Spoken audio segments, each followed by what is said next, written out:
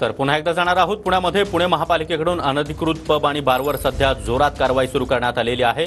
पुण्यामध्ये जे काही अनधिकृत पब बार हॉटेल्स आहेत त्यांच्यावर तोडक कारवाई सुरू करण्यात आली आहे। जेसीबीच्या माध्यमातून संपूर्ण अनधिकृत बांधकाम तोडण्याचे प्रयत्न सध्या महापालिका प्रशासनाकडून केले जात आहेत। त्याचबरोबर हातोडा देखील मोठ्या प्रमाणात चालवला जातोय। गेल्या काही दिवसांमध्ये पुण्यामध्ये ड्रग्सचा विळखा पडलेला पाहायला मिळालं। सांस्कृतिक राजधानी अशी ओळख पुसली जात असून ड्रग्सचं केंद्र पुणे बनत चाललंय का असा सवाल देखील उपस्थित केला जात होता। आणि त्यानंतर आता मुख्यमंत्री एकनाथ शिंदे यांनी दिलेल्या आदेशानंतर पुणे महापालिका ॲक्शन मोडमध्ये आलेली आहे आणि अनधिकृत पब बार त्याचबरोबर हॉटेलवर अशा प्रकारे हातोडा चालवला जातोय। तर जे काही मोठी बांधकामं आहेत त्यावर देखील जेसीबी चालवत ही संपूर्ण बांधकामं तोडली जात आहेत।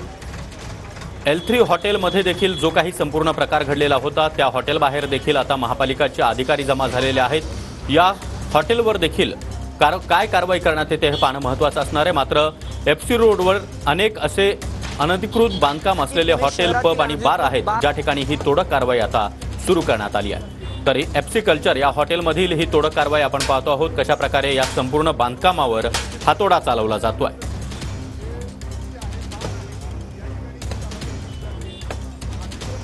उत्तर प्रदेशमध्ये देखील बुलडोझर सरकार अशी ओळख योगी सरकारची झालेली होती आणि तीच ओळख आता महाराष्ट्रामध्ये एकनाथ शिंदे हे निर्माण करू पाहतात का? कारण मुख्यमंत्री एकनाथ शिंदे यांनी अनधिकृत बांधकामांवर बुलडोझर चालवा असे स्पष्ट आदेश दिलेले होते आणि मुख्यमंत्र्यांच्या या आदेशानंतर आता पुण्यामध्ये अशा प्रकारे अनधिकृत बांधकामांवर बुलडोझर चालवलं जात आहे।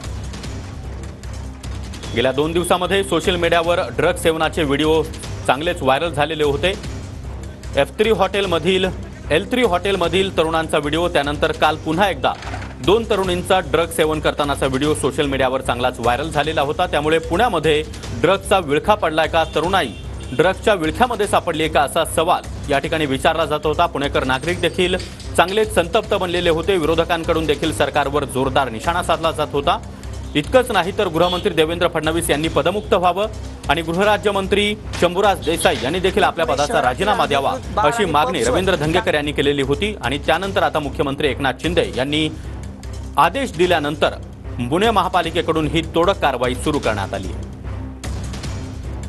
पुण्यामधील FC रोडवरील जे काही अनधिकृत पब बार आहेत त्याचबरोबर हॉटेल आहेत त्या बांधकामांवर अशा प्रकारे हातोडा चालवला जातोय।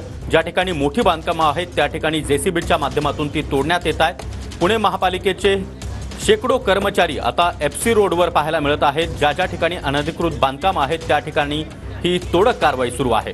अनधिकृत पब आणि बारवर बुलडोझर फिरवा, मुख्यमंत्री एकनाथ शिंदे यांनी काल प्रशासनाला हे आदेश दिले होते।